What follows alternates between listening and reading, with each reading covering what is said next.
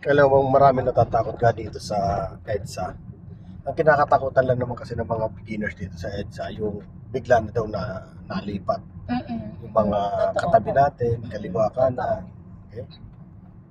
Ganun lang. Pero as a beginners, dapat maintain mo lang yung lane mo.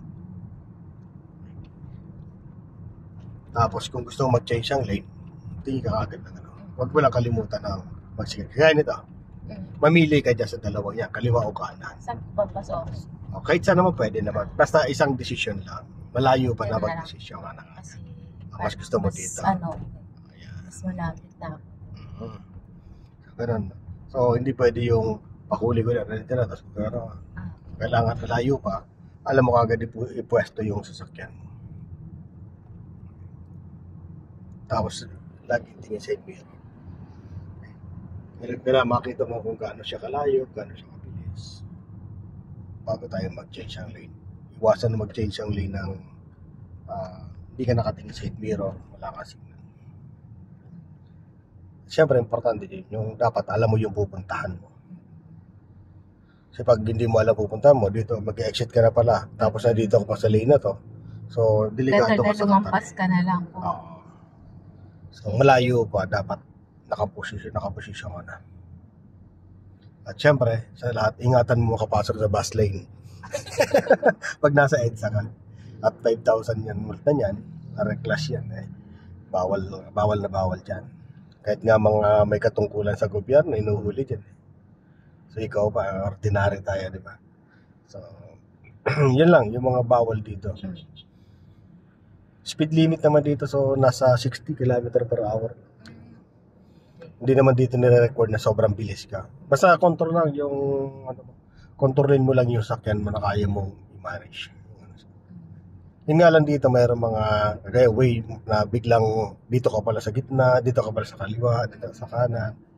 Kaya dyan, yung malapit na tayo sa Shaw Boulevard. So, doon tayo sa tunnel.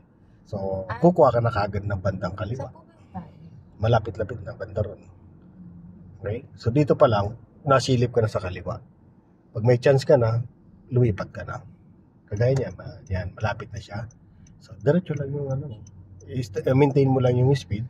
Yan, dagdagan mong gas. Pag medyo malayo yung nasa likuran, yung pagitan niya. Okay? So, slow down lang. Yan, danda lang pasok. Okay? Yun ang kanya. Ayan.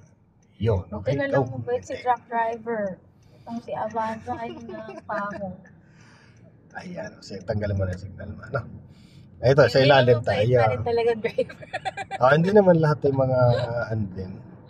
May talagang may magbibigay. Pero lagi ang alerto talaga.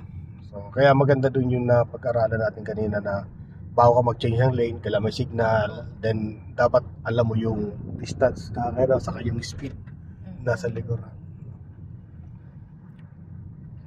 Posisyon ka lang din.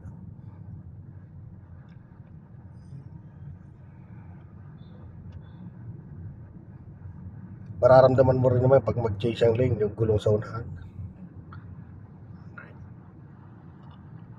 Pag pumosisyon ng gulong nila, pag papunta sa guhit, may plano yan na pumunta sa lane. Magre-right na ba? Hindi pa. After na yan. Pagkalagpasan nito. Pagkalagpasan. Yung Mega Mall, pagkalagpas ng Mega Mall. Okay. Nasa may, ano ba yan? Tunnel.